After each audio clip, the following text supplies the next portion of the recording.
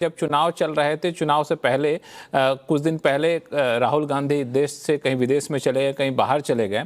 ये सारी चीज़ें कई लोगों ने कहा, और इसमें ये भी चीज़ नोटिस करने वाला था कि दूसरी तरफ अगर आप भाजपा की तरफ से देखें तो उनके कई राज्यों के मुख्यमंत्री वहाँ पे एक के बाद एक रैलियां कर रहे हैं, कई राज्यों के उप मुख्यमंत्री वहाँ पे घर घर जाके पर्चा बांट रहे हैं। ये सब भी एक रणनीति का एक हिस्सा होता है, लेकिन उस तरह का एग्रेशन नहीं दिख रहा था महागठबंधन की तरफ से या कांग्रेस की तरफ से। ये भी आरोप लगता है सूरज मंडल निश्चित तौर से निश्चित तौर से जो एक लीड मिला था वोटर अधिकार यात्रा के तौर पर, उसको बरकरार रखना चाहिए था, मैं मानता हूं। लेकिन ये जो कह रहे हैं कि विदेश चले गए, देखिए विदेश ऐसे नहीं गए, कोलंबिया यूनिवर्सिटी में उनका आमंत्रण था। अब जो लोग अपनी डिग्री छुपाते हैं वो कहाँ से जाएंगे बाहर कहीं टॉक देने?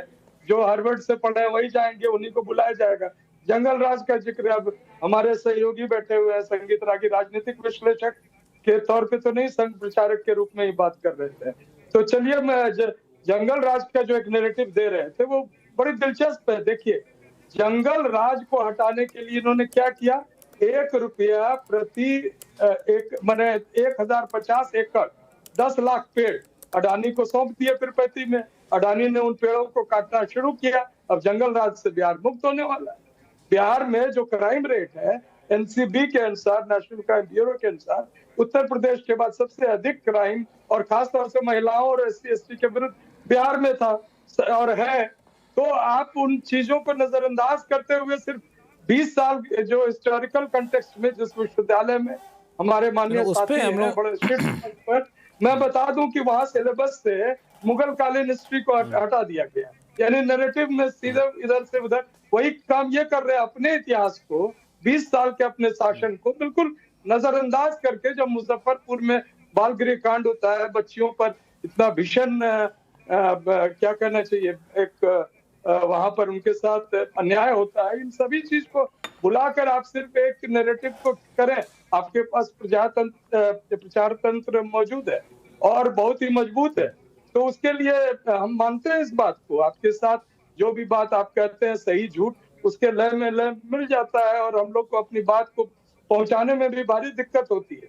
आप जैसे कई कार्यक्रम में मैं तो अपनी बात को रख पा रहा हूँ, कई बार तो रख भी नहीं सकते, वहाँ बिल्कुल शोर होने लगता है। बहुत हमारे सम्मानीय साथी हैं, मैं शुक्रगुजार हूँ कि आज जो कांग्रेस पार्टी की तरफ से जो बातें रखनी थी बिल्कुल रख पाया भी हूँ। लेकिन ये देखिए, ये स्थिति चुनाव के दौरान नहीं।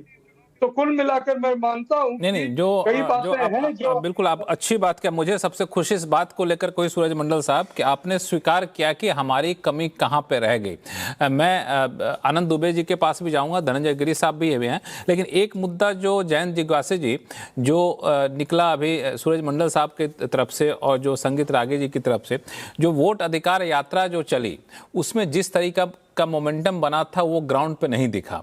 लोगों ने यहाँ तक कहा कि कांग्रेस और आरजेडी में सही से तालमेल नहीं बैठ रहा है एजेंडा को बैठाने को लेकर के। कांग्रेस जिस एजेंडे को लेकर चल रही है उसको आरजेडी स्वीकार नहीं कर रही है, आरजेडी जिस एजेंडे को लेकर चल रही है कांग्रेस स्वीकार नहीं कर रही है। तो ठीक है, वोट हो गया, हार जीत होना था जो हो गया, लेकिन ऐसे गठबंधन से क्या फ़ायदा जब आपके बीच में इस तरीके का तालमेल नहीं होता एजेंडे को लेकर के, वोट चुनाव यात्रा को लेकर के, चुनाव की रणनीति को लेकर के। तो ये फ्यूचर के लिए भी इम्पैक्ट करेगा? नहीं, देखिए, हम लोगों का एक साझा लक्ष्य था और हमारा एजेंडा भी एक था, और लक्ष्य साझा था, एजेंडा भी एक था, लेकिन रास्ते अलग अलग थे। नहीं, कोई रास्ता अलग नहीं था लक्ष्मण जी। साझा घोषणा पत्र भी था। समन्वय के मामले में आप भी सूरज मंडल जी की तरह स्वीकार कर लीजिए ना कि समन्वय की दिक्कत थी। नहीं, हम तो अपनी बात शुरू ही किए थे, पूरा वाक्य भी पूरा नहीं हुआ। मैं कह रहा हूं कि समन्वय के मामले में निश्चित तौर पर हम और बेहतर इसको कर सकते थे। अपने एजेंडे को पहुंचाने, जनता तक पहुंचाने के तौर तरीके को भी और प्रभावी बना सकते थे। समय का अभाव जरूर रहा, और हमारा एक बड़ा हिस्सा हमारे वक्त का वो जनता को यह बात कन्वे करने में गया कि ये जो SIR हो रहा है इसमें आप सबको बहुत ही चौकस चौकन्ना रहना है। और इसीलिए वोटर अधिकार यात्रा हो या बिहार अधिकार यात्रा हो, उसमें सारे मुद्दे भी साथ साथ कहे जा रहे थे। और बिहार की बदहाली के बारे में बताया जा रहा था और परिवर्तन के लिए लोगों को तैयार किया जा रहा था। लेकिन क्या यह चुनाव आयोग नहीं देख पा रहा था कि आदर्श आचार संहिता का इस कदर उल्लंघन हो रहा है कि आप किसी मतदाता को उनके घर बातें से कह दी हैं। एक बात तो कह, एक बात कि आप किन्हीं को उनके घर से नहीं ला सकते हैं, लेकिन यहाँ तो ट्रेन में भर भर के लाए जा रहे थे। एक संयोग सिर्फ देखिए लक्ष्मण जी, ये लोग कहते हैं कि हमने पांडवों की तरह समन्वय बनाकर चुनाव लड़ा, तैयार रहिएगा, सारी चीजों को जवाब दे दीजिए। एक वाक्य लक्ष्मण जी कि ये कैसा संयोग है और कैसा प्रयोग है कि सिर्फ भारतीय जनता पार्टी के 5 उम्मीदवारों को, सम्राट चौधरी जी को 1,22,480 वोट, नीरज कुमार सिंह जी को 1,22,491 वोट, विजय सिन्हा जी को 1,22,408 वोट, वीरेंद्र कुमार जी को 1,22,773 वोट, कृष्ण कुमार शाही जी को धनंजय गिरी साहब, ये कैसा संयोग है, कैसा प्रयोग है धनंजय गिरी साहब? ठीक है, ये कौन सा इत्तेफाक है, हम जानना चाहते हैं। इंडिया ब्लॉक के भी धनंजय गिरी साहब बता दीजिए। जिस लोकतंत्र ठीक है जयंत जी, एक मिनट सुनिएगा तब तो। जयंत जी सुन तो लीजिए, धांधली हो जाए। धनंजय जी, धनंजय गिरी साहब, नहीं मैं तो ये कौन सा संयोग, कौन सा प्रयोग है? मुखालफत से मेरी शख्सियत संवरते हैं, विरोधियों का मैं बड़ा एहतराम करता हूं और बहुत एहतराम से इनकी बात सुनता हूं। दामन पे कोई छींक, खंजर पे कोई दाग, तुम कत्ल करो हो कि करामात करो हो, ये कैसा करामात है चुनाव आयोग का? हम तो आपको कुछ कह ही नहीं रहे हैं, ये तो चुनाव आयोग का जयंत जी सुन लीजिए, जयंत जी एक बार सुन तो लीजिए। नहीं, शेर का उदाहरण नहीं जाता है।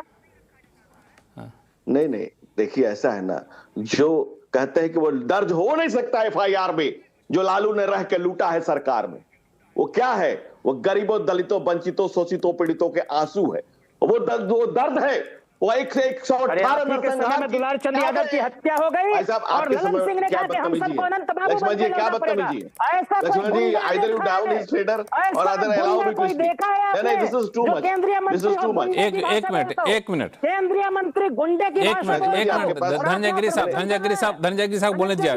जयंत जिज्ञासु जी एक मिनट, जयंत जिज्ञासु जी ये अच्छी बात नहीं है, ये अच्छी बात नहीं है, फेयर नहीं होगा।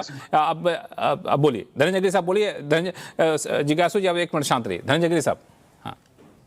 लक्ष्मण जी, चंद बातें करना, मुतमई होना नहीं अच्छा। सियासत आखिरी दम तक सभी को आजमाती है, बहुत गलती की गुंजाइश होती नहीं सियासत में। जरा किरदार हल्का हो, कहानी डूब जाती है। और कहां राजद की नैया कहां डूबी? 2010 में डूब चुकी थी। 2010 में सीटें कितनी आई थी? 22। कितनी सीटें आई थी लक्ष्मण जी? 22। ये तो 2015 में नीतीश कुमार ने जिंदा कर दिया, आपको मरे हुए पार्टी को जिंदा कर दिया। 2020 में तेजस्वी आप हमारे यहां से चिराग अलग हो गए, लड़ गए, आप जिंदा हो गए। नहीं तो 22 उस समय आया था, 25 इस समय आया है, 3 सीट आपका तो बढ़ ही गया है।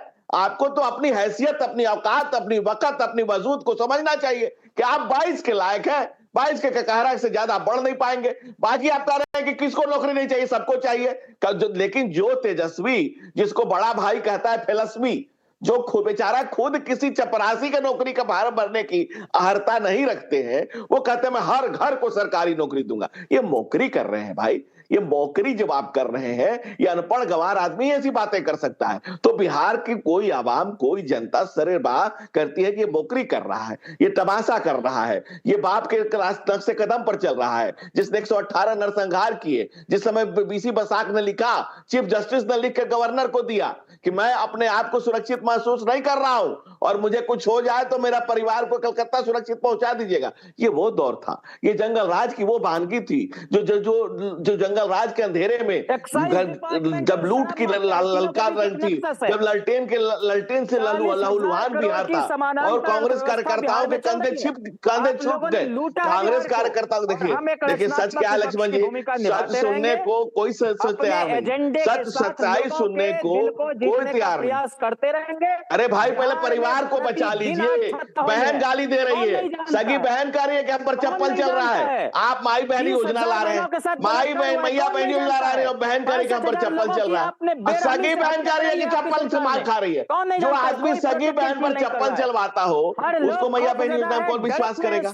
अरे खोखली बातें, झूठी बातें, फर्जी बातें कहने बैठे कौन विश्वास करेगा लक्ष्मण जी? अगर आप कहे कि मैया बहनी योजना ला रहे हैं और अपनी बहन कहे, सगी बहन रास्ते पर जो किडनी दी है, वो जो बहन जिसने किडनी दी है वो आकर के कह रही है लक्ष्मण जी, जिस बहन ने किडनी दी है आनंद वो दुबे कल ही जी, खोल रही है ऐसे में सड़क पर तो आकर। सारे संस्था पे ऐसी- ऐसे आरोप लगते रहेंगे तो फिर बड़ा मुश्किल होगा जवाब दे पाना। हालांकि